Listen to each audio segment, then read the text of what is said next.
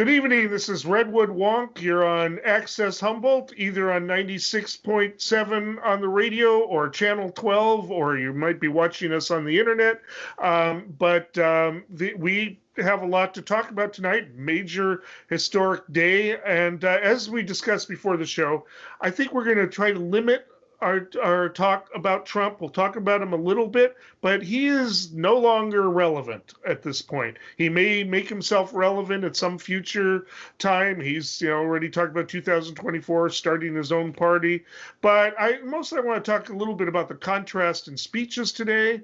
Apparently, he did write a nice note to Joe Biden. But I'd like to move on to talk a little bit about the symbolism of the inauguration and how important it was, and then some of Biden's executive orders, which really, for people who were worried that he was going to be a centrist and disappoint progressives, he addressed some very progressive agenda today, and we'll talk a bit about that. But why don't we talk a little bit? We'll finish up talking because the insurrection is important and it will be in the news. There are arrests being made. Even today, during the inauguration, there were arrests being made. And more videos have been released. Parler, I'm understanding now. At first, I was a little skeptical. I thought Amazon were just kind of covering their butts. But apparently, Amazon gave Parler a bunch of warnings. So Chuck, why don't you start? What do we want to say about the insurrection? It's going to be in the news. There are going to be trials, plea deals, people talking, and possible action taken against certain Congress members, as we're talking about rumors of tours that they gave. A few of them might have given to people who were going to be in the crowd. So, Chuck, what would you like to? Well, I think for me, instead of being just glad that the institutions seem to have held, we held on to our republic, onto our democracy, and which is good. I think the lesson we need to take, though, is that we dodged a bullet. We had angry, violent people inside the United States Capitol looking for the Speaker of the House and the Vice President of the United States and anybody else they could find to do harm to them. That's a close call. Yeah. So I think, yes, we can be glad that our institutions held, and we're now able to exhale and take a deep breath. I think we need to get busy, and there's so much on the to-do list, I know. But one thing I think we need to do in this next administration is legislatively go through and codify some of the traditions and customs that we have just depended upon good people to follow up to now. I think we need to learn a lesson from this close call. This was like very nearly avoiding a head-on crash, where you're nervous after something that almost happened but didn't. You need to learn from that. That's kind of where I am. How about you? Well, I'm looking at it, and of course, one of the accounts, although she couldn't talk about it in great detail, was Miss Ocasio-Cortez, who is probably one of the biggest targeted people, of that crowd. Is probably, if they're going to turn on anybody, they would have turned on her. She's a symbol of everything they dislike. And apparently she had an experience where she and her staff were afraid for their lives. She says she can't go into details because it would compromise security, maybe by revealing certain things about where people are or where they'll go if that ever happens again, that type of thing. Right. But she was shaken. And there were others who felt that way too. There were Congress people doing prayers. I mean, they were really scared. And apparently, they just barely got out. We've talked all about that. Apparently, that one officer is going to receive the Congressional Medal of Honor. Apparently, the officer who was in that famous video of him being crushed in the doorway, apparently that was a radicalizing experience to him, because he said, "I look forward to shutting down white supremacy even more." I mean, he used that term, white supremacy. So you've definitely got a mix of people in there. And and we had the New Yorker came out with a very interesting, detailed video of what happened when they got into the Senate chambers. Yeah. People started rifling through things. The guy who was the Air Force veteran who's apparently his ex-wife turned him in, who was carrying zip ties and wearing, paramilitary outfit, was apparently sort of trying to moderate, trying to get them not to rifle through the things. And he says, we've got to win the PR war. This is a PR war and an IO war. And, we'll lose it. Well, I think you're already losing it when you're being filmed wearing a paramilitary outfit and carrying the zip ties that you claim you just happened to find on the floor. And, and people are rifling through saying, we got to find something to use against these scumbags, and then the horns guy is up on the balcony screaming at the top of his lungs. I think you've lost the PR war right there. So if I was him, I would have skipped out and got out of that building at that time. Of course, everybody was on camera. There were like hundreds of videos that were on Parler. I want to talk a little bit about Parler, but and there's a big line of culpability here. There's the people who got in with a plan and went straight through and started trying to break down through windows, which got one woman killed, and then the people, I think, the knuckleheads that just kind of followed them in and were wandering around. According to one PBS reporter, some of them were even asking where to find bathrooms, right? So wasn't not all of them had it quite planned out. I think the idiot with the horns, he is being charged as demanded organic food in his in prison, and the rest. I don't see him as one of the worst ones, but anybody carrying zip ties and weapons, anybody associated with the pipe bombs, anybody associated with the noose outside, I don't care if it was just supposed to be symbolic rather than actually used on people. It was still way out of line. Yeah. There needs to be some, I would say, 60 to 90 days in jail for the knuckleheads that followed the crowd, and more serious penalties for those who were obviously in there with a purpose and put lives in danger. Yeah, and for those who say that we should just move on and put everything in the past, the problem I have with that is that this was so serious and so dangerous. And as you said, people lost their lives. And this was close to succeeding in some ways. This cannot go unpunished. I mean, there have to be consequences for something this serious. Yes. And, I'm as anxious as anybody else to get into the future and put this in the rearview mirror, but we still have some things to do before we get to that point. There have to be some consequences here. So, I agree with you. Some things need to be done, I think, sooner rather than later. I think go ahead and deal with this now. Don't revisit it later. Go ahead and do it now. I want to know, I want statements from those Congress people that are being accused. I know that woman, the one who says she's carrying the gun around and who basically reported to the people that Pelosi was being moved. I want to know where she was the whole time. I want to know what she'd been doing for the past few days. Yeah. If she gave a tour, and apparently another representative, Cohen, said he saw her giving a tour to a large group of people. I want her not only dismissed from Congress, but possibly charged with treason. This was an attempted coup. And they were trying to frustrate to interfere with constitutional process. This was an attempted coup. I think we really need to look at Hawley and Cruz. Yeah. And what they were doing. We're there. One of the guys in there, and he probably cringed when he heard it, but one of the guys in the video says, "Oh, Cruz would want us to do this. We're good." Absolutely, yeah. They mentioned Cruz and Trump more than once. So yeah. And all of them are saying, "Well, he told us to come here. He told us to do that." Yeah. All of them are saying that, and he didn't give them any pardons. We should talk a little bit about the pardon, Steve Bannon and the rest, but we'll get to that. But I just, hopefully the inauguration today kind of changed the spirit a little bit, even though it involved 25,000, National Guardsmen having to keep things safe. But But I'm not quite sure that people want to go to bat for Trump anymore. The Proud Boys sure don't. They issued a statement today saying that he was basically a loser and a failure. That he set them up, and they go in, and do what he told them to do. Fight. He said fight. How many times? Not be weak. Stand down. Stand by. I mean, how many codes do you need? And they're mad at him right now. It says he sends us in there and then throws us under the bus, and now we're being called terrorists, and he betrayed us. And I don't totally disagree with him.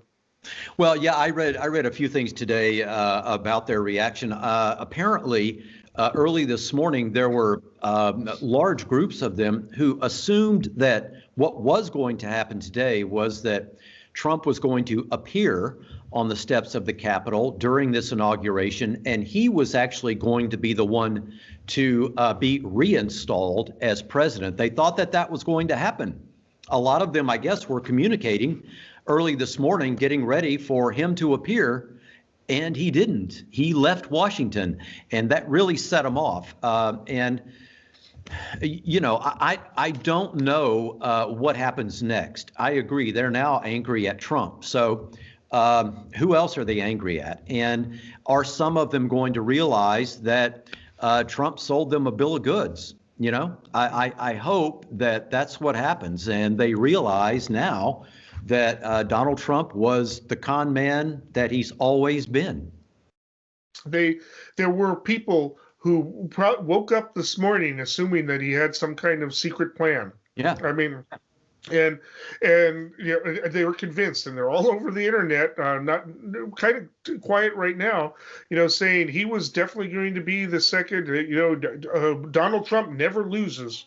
One person I encountered said, never loses. He will be. And once Biden was sworn in, all of a sudden that whole reality came crashing down on them.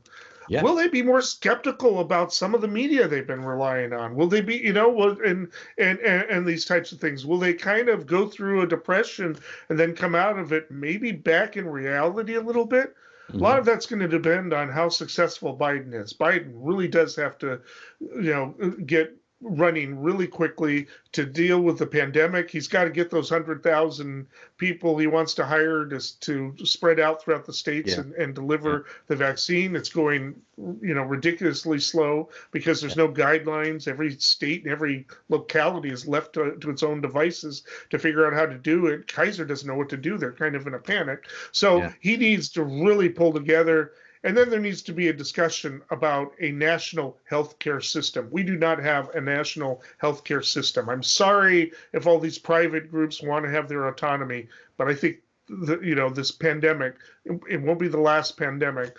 Has said that. Anyways, I got off topic there, but I think if Biden is successful over the next 100 days in turning this around, I think there going to be a lot of people that won't even be thinking about Trump in a few months. Well, let's hope so. I hope the folks who were backing Trump for all this time do go through some of those stages of grief. I think that because of Trump's reaction to the election, they were just stuck in denial since then.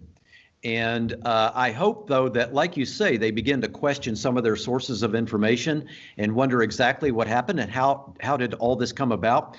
And they come out on the other side with some sort of acceptance about what really did happen. Yeah. And if so, then this is repairable. If not, then maybe it's not repairable. But, that's still to be determined, obviously.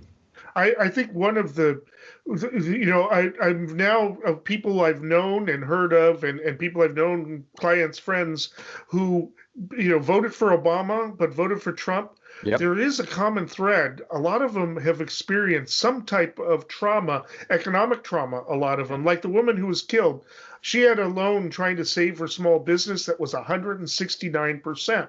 All right. Normally you would think that would result in somebody wanting regulation on exactly. lenders, but she thought that Trump was going to save her from that loan somehow, that she was on the side. Other people I know who have just had some major trauma in their lives, and fear the world to a certain degree because of it. He took them in, and there were people who did it. Locally, there are people who are hippies that I've known for a long time who were supporting them. But they're posting on Facebook OAN, videos and the rest. And they weren't always people that I thought had the biggest grasp of politics, but they were, crystals, rainbow stuff, peace and love. And all of a sudden they're like, believing that Trump is being oppressed by this massive media conspiracy. And, and it's bizarre because it's the mark of fascism to attack the media as a whole. It's one thing if you've got, a particular beef with CNN or the New York Times or something like that. But even Nixon was kind of limited in who he targeted, right? If you're somebody who agrees with Trump, you believe that all the media was somehow taken over by left-wingers, that somehow got the money to buy the stock or whatever. I don't know. I'm really curious as to what they think the mechanisms are, but delegitimizing the media is the first step towards fascism. Yeah, of course it is. You have to control the message. And let's remember that Nixon did not have Fox News. He didn't have Newsmax. He didn't have OAN. So although he talked about not having some place like that to get his personal message out. Right. So you're absolutely right. That is one of the markers of fascism is trying to control the message from every corner. You also mentioned economics, and I think one of the reasons to explain Trump's popularity for that group of folks may have something to do with the failure of our economic system over many decades and the gradual reduction in the middle class. And, the growing gap between the haves and the have-nots, the growing income gap, disparity in wealth, the fact that over the last 30 or 40 years, the upper 1, 2, 3, 4, 5% have done great. The middle class has been shrinking.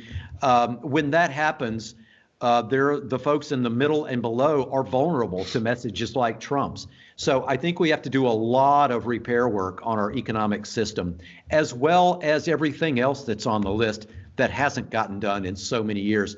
But I think that's part of it. Well, I think, that maybe there'll be a contrast when they see that there is a COVID national policy. I mean, right now, until today, there is no COVID national policy. There's a bunch of random things other than the warp speed thing, which, there's a lot of questions about that. But in terms of getting the stuff out, creating the infrastructure for it, and like I said, I think we need to look bigger than that for the long term. We cannot go into another pandemic without a national healthcare system. But that being said, anything else on Trump? His speech, big contrast. On the way out, trying to take credit for everything, saying that, he thinks that he never mentioned Joe Biden once. He said the new administration will be successful because I provided the foundation for him, right? I mean, he's coming in major crisis, one of the biggest crises we've ever had in this country. And so, other than that, it was just, his crowd, and he left, and he didn't do the typical thing of going to the Arlington Cemetery. Right. He just decided he didn't want to do it. Of course, he wasn't going to show up to the inauguration, to everyone's relief. And he went home to Florida. And I don't know. He did, like the child that he is, he went to pout because he didn't get his way. That's exactly what he's doing there.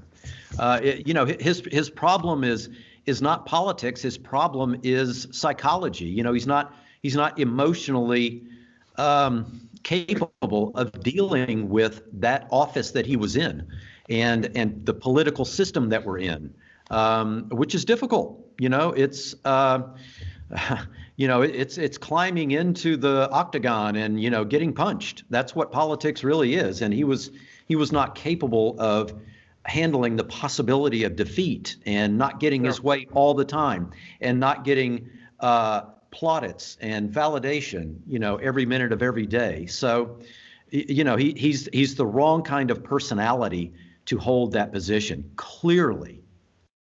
And he doesn't have Twitter.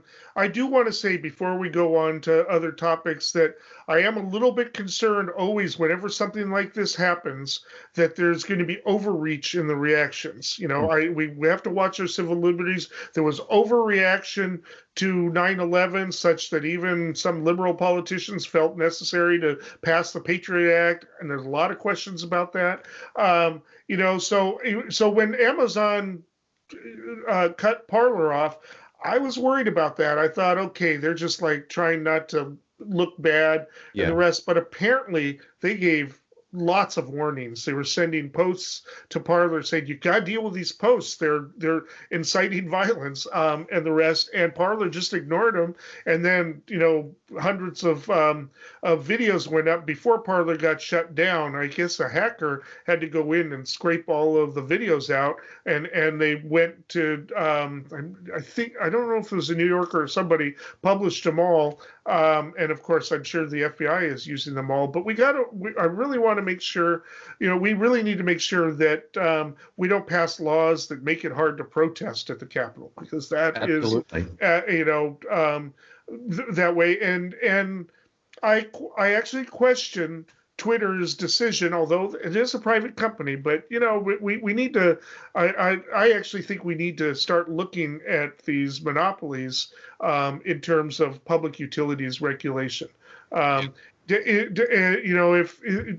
Should Trump? I definitely think it was prudent to deny him access to Twitter until the changeover happened. I don't know that I agree with a permanent ban on Twitter for him. Now, again, it's a private company, but I think we need to look at that, because if that is the access, before there is a backlash again, that where we look at it, I just I don't know that I can't agree with that decision. Much as I don't like Trump's speech, it's like the First Amendment in this country isn't just a law; it's an ethos. We believe that even speech that we don't like should be protected. And Trump, as bad as he is, I do think his free speech rights should be protected. And I think now that Biden is safely in office, that Twitter should actually give him his tweet account back.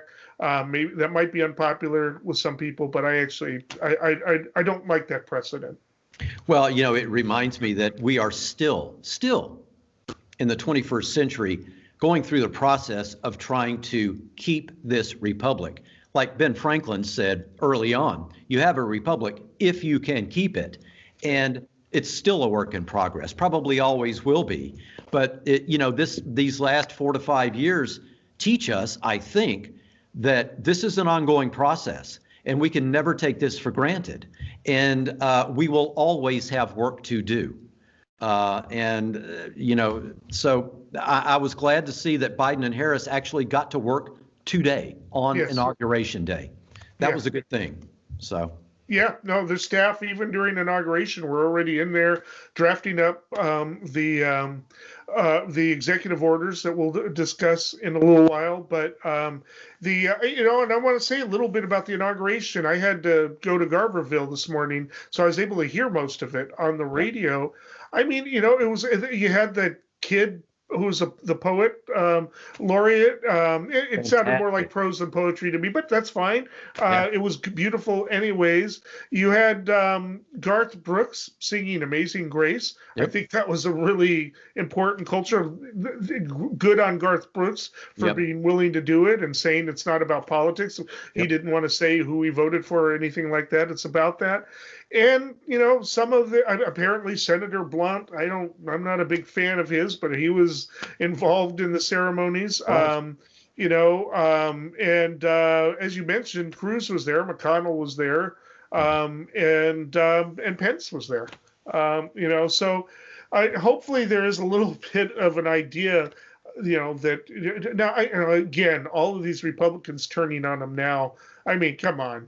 You know, McConnell should have turned on him at the latest the election when he started denying the election results. But even before that, he should have been trying to be a check on that. You know, of course, and I think he's just mad because he knows that that Trump cost him his majority speaker position with that phone call. That phone call, in my view, it may be that the Democrats in Georgia would have won anyway, but that phone call it almost made it inevitable that he was going to lose. Still very close, but not as close as Biden's was.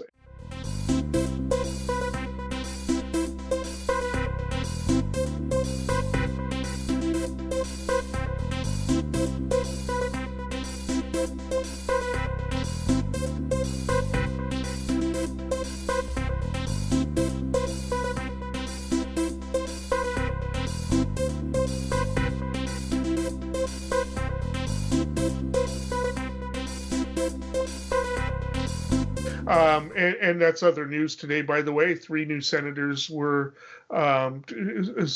confirmed into the Senate. Both of them, and our guy Padilla from our state is a senator and was sworn in.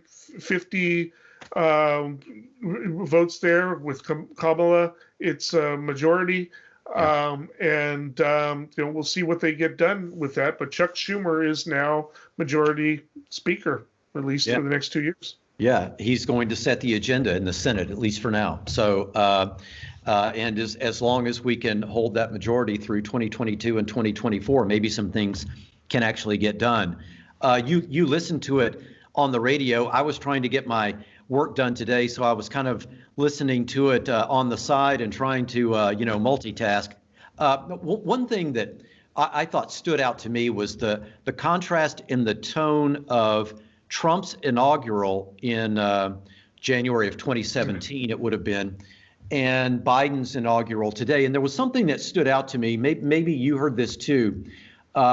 He said that, I'm talking about Biden now. Remember that Trump was talking about American carnage, and in his inaugural, Biden said today, politics doesn't have to be a raging fire destroying everything in its path, which I think was good of him to say. I'm glad he said that. What I hope, however, is that we actually deliver some goods. We actually get things done. I think talking about unity and talking about bipartisanship and talking about working together is nice, but it doesn't solve the problem. Delivering the goods, doing things for the American people, getting big things done might be what can repair this chasm. But I still thought it was good of him to say that. Yeah, we talked about contrast too. Maybe you want to contrast with 4 years ago. What was the big story that everybody remembers from Trump's inauguration? Is he claimed it was the biggest crowd ever, which was disproven by a single photograph taken from the Washington Monument. Not to mention everything else, but he insisted on it. And then Tapper comes out, or not Tapper, spy. What was the first press secretary's name?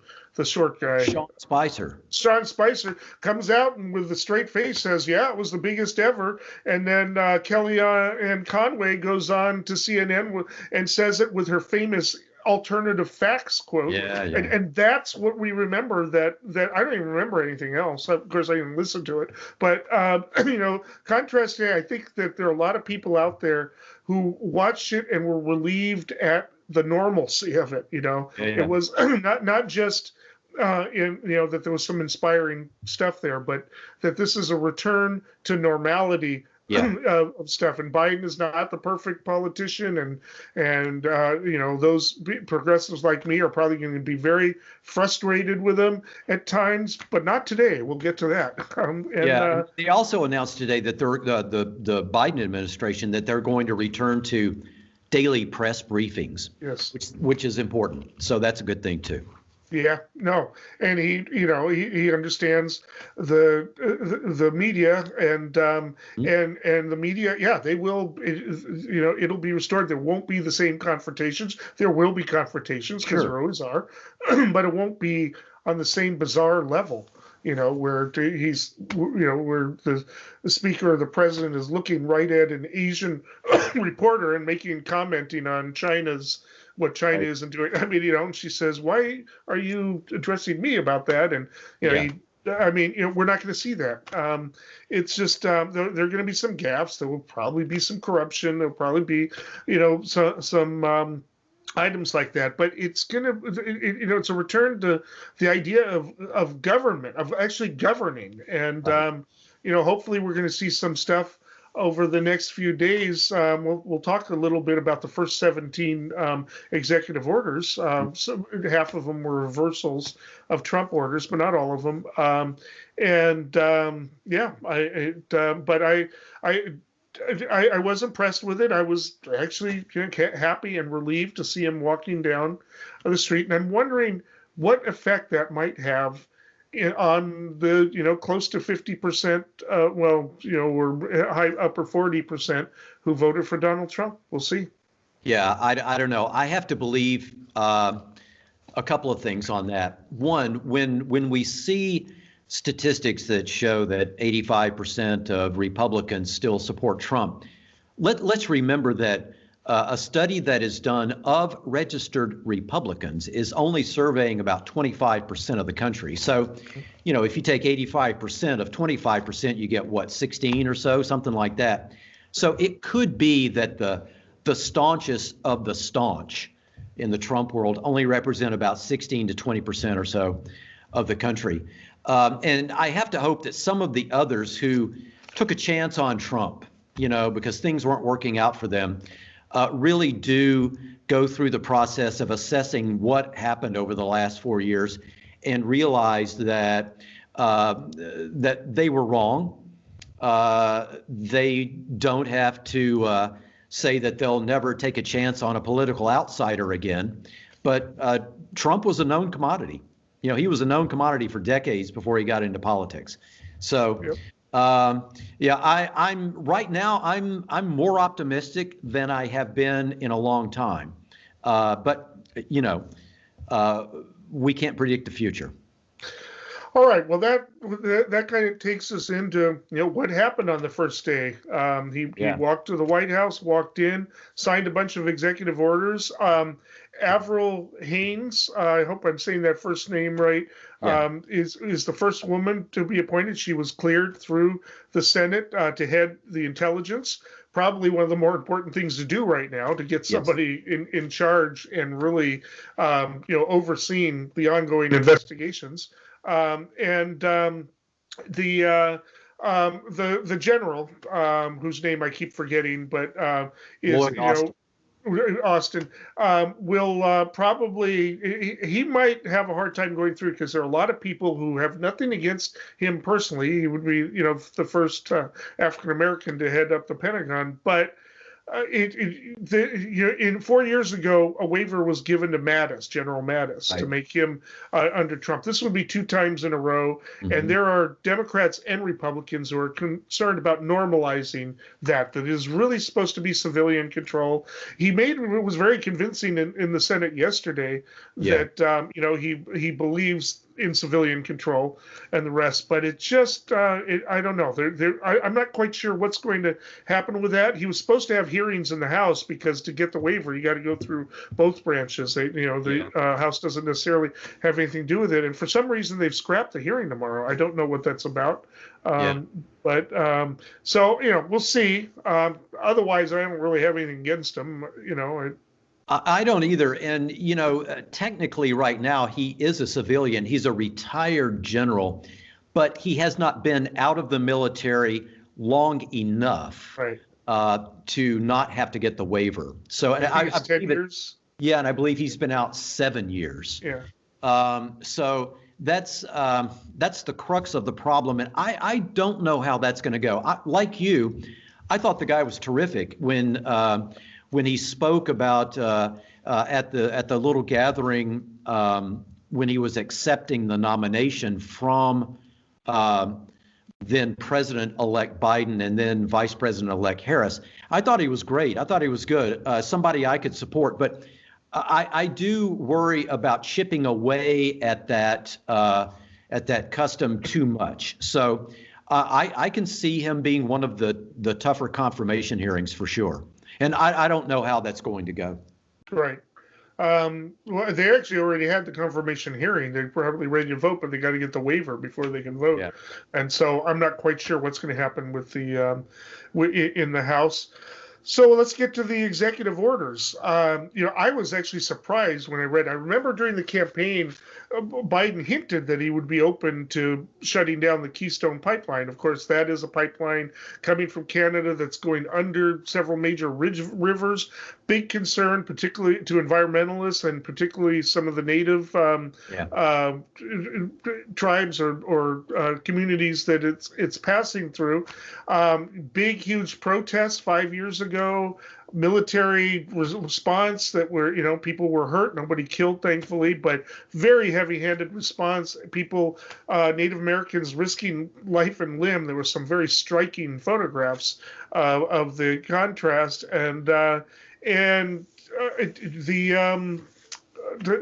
he basically came out a few days ago that that was going to be one of the executive orders he would sign on the first day. And I got a little bit worried because I was excited about that because I think that is really important to progressives and to Native Americans because that's been a big issue for them.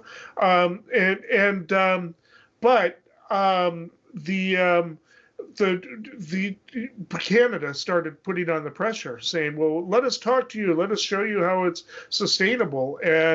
And I was disheartened by a report that one of the staff people talking to Trudeau's people said, "Well, this might not happen on the first day. It might be room for discussion, blah, blah, blah." And I was worried that it wouldn't happen. And that was actually the first report that came in. I think maybe, I wonder if there wasn't a little bit of influence from the nominee for Secretary of Interior, because she has expressed opinions on that issue, and perhaps others as well. He signed it. There may be lawsuits. Canada's really upset. A lot of money has been invested in it, but there have been a lot of criticisms, and the courts have even acknowledged it, about a lot of normal procedures, environmental impact statements. They're not like California's EIRs, but they weren't even done. And there have been a lot of questions about it, and he just shut it down. Yeah. I don't know if you want to comment on that before we get to some of the others. Well, I'm glad that he did that. I too was a little surprised. I was surprised he did that on day one, but I think there were some signals he was thinking about that. I'm glad he did. There are also concerns with that pipeline about the possible impacts to a major aquifer. Yeah. Rivers, as you mentioned, but there's also a very large aquifer, the Ogallala Aquifer, if I'm not mistaken, under a number of those plain states, including Nebraska and South Dakota and so on, Kansas. A breach in that pipeline, some of what's in there could eventually end up in that aquifer, which is a whole other set of problems. So I'm glad he did it. You would think that the farmers in that area would have been speaking up about it. I know there were a few, but anyway. Yeah. No, you're totally right. That in turn could have major impacts on that vast agricultural region that we depend so heavily on. So there's also that. I think that also puts pressure on him, by the way, and the Interior Secretary and others to move as quickly forward on alternative energy as they can. Now, that this whole problem's not going to be solved in one administration for sure. But I think after this, I think step two is to unveil whatever their going forward policy is going to be. And I hope we see something from that soon. In a similar vein, he reversed the leases that were granted within a few days ago of Arctic drilling, restored some national monument status to prevent other types of drilling and other types of economic activity of those places. So he did hint, and Trump tried to use it against him to try to win in Pennsylvania, and maybe it cost him Ohio and Texas. Who knows? But Biden did say in in that second debate that we should that he really wants to support moving away from fossil fuels within a couple of decades, and maybe these orders suggest that he's serious about that.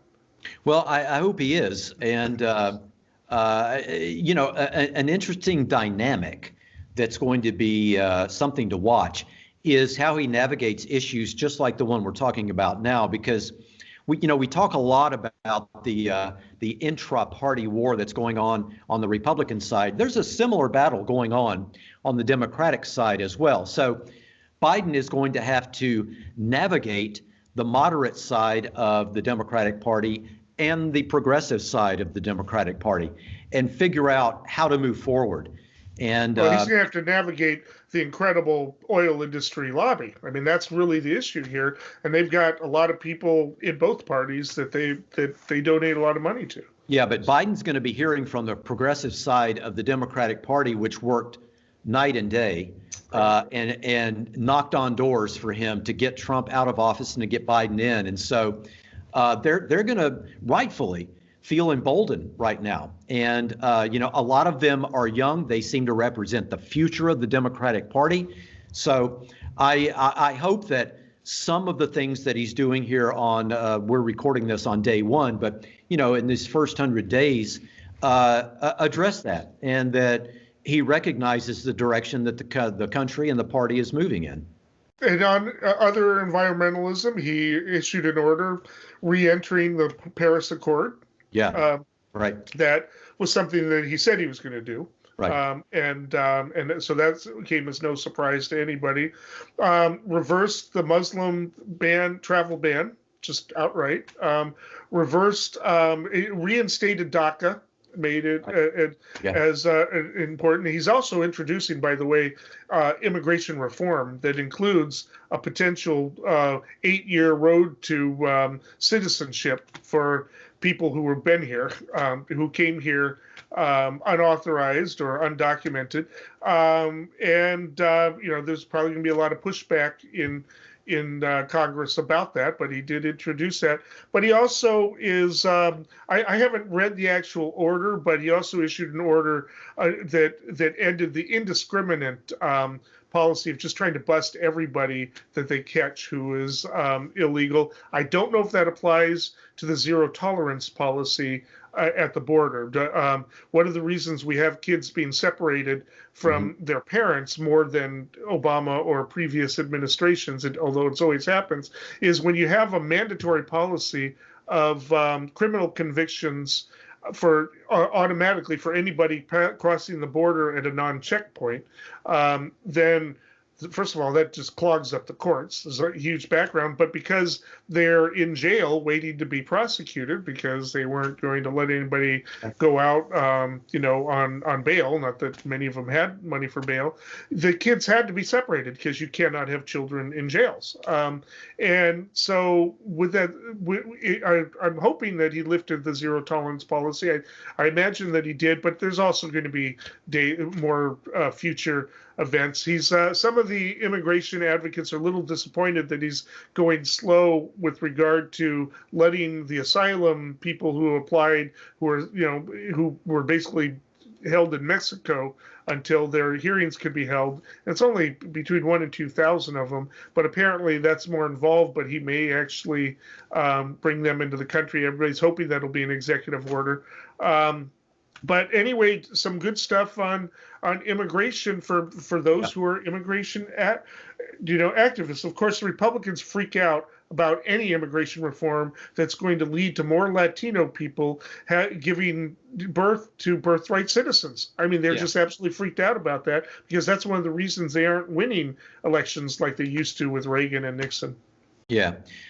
Can I interject something just parenthetically? It's very interesting what you're saying about immigration reform and, the fact that it is often opposed by the Republicans. The reason I bring that up and the reason I keyed in on what you were saying there is that just over the last few days, I was in contact with a good friend of mine who works in the area of risk management, advising companies, even insurance companies, about what the future holds and where where they need to put the most work in on their planning and so on. Risk managers are almost inherently conservative people. And a lot of the companies they deal with are run by conservative Republicans. Interestingly enough, one of the lists that one of the risk management organizations just put out at the beginning of this year, talking about what companies need to be prepared for and what they should be advocating for, and that's very important. It's a whole list, and immigration reform is on that list. Immigration reform, domestic terrorism is on the list, extreme weather, climate action failure, infectious disease and the spread of it, cybersecurity failure, economic and livelihood crisis, digital inequality. All of these things are issues that you hear a lot of progressives talking about and a lot of Republicans giving negative lip service to. Yet it's people in risk management who are inherently conservative screaming that we need to have these things on our list. So, let's hope that at some point the Republicans can put aside their the partisanship in Washington and start listening to people about what the future actually might hold and get some of these things on the to-do list in a bipartisan way. I agree. That is really important. I want to also get to real quickly that he issued an order that reintroduces us to the WHO pandemic response, and Dr. Fauci is appointed the delegate to the WHO. I mean, that's just absolutely why that hasn't been done before. Who knows? It was crazy, and and he's going to propose as part of the $1.9 trillion, hopefully final COVID package, relief package, to include a bunch of money to hire 100,000 people to go throughout the states and administer the vaccine, independent of the local what passes for healthcare systems. Right. And if that can get a handle on it, and he's also got to address supply and make sure other vaccines are in the works. But a little bit of hope there. He return to science. That's what a concept, huh? Yeah. Return to science during a pandemic, sending somebody like Dr. Fauci to the WHO. Yeah, I mean, it's common sense. Yeah. And there needs to be that collaboration across the country. There needs to be an international policy that they work towards, because right now a lot of the poorer countries and even the mid-wealth countries are having a hard time getting access to the vaccines. They're being crowded out by the richer nations, and that's not just unfair, it's bad policy, because if those countries aren't taken care of, the pandemic isn't going to go away, and it's going to have impacts on us anyways, even if we have herd immunity. So exactly, this pandemic is and what has happened is exactly why in another time something like this is exactly where the United States of America would have stepped in and been the leader globally in how to address this. Yet during the Trump administration, we did just the opposite. We pulled back from our leadership role, and look what has happened.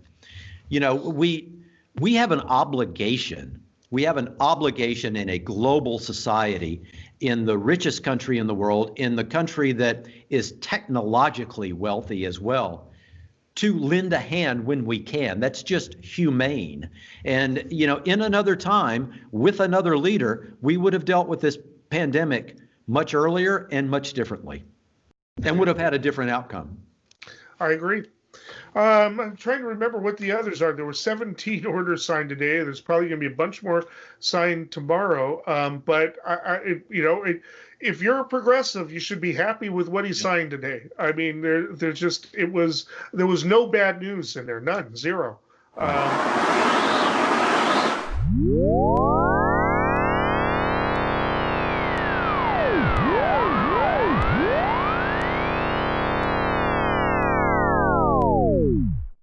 All right. Well, well, we are at the time of the show. Boy, that went fast. No kidding. Where we provide our predictions. Chuck, what have you got?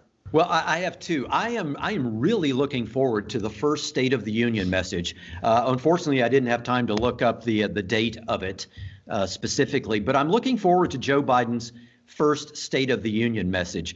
My prediction is that he's pretty much going to do a checklist. He's going to tell us, I think, what he's going to deliver. Yes, I think there are going to be some platitudes, and I think there are going to be some necessary reaching out moments to the other side. But I think he's going to just tick off a list of things that we need to get done.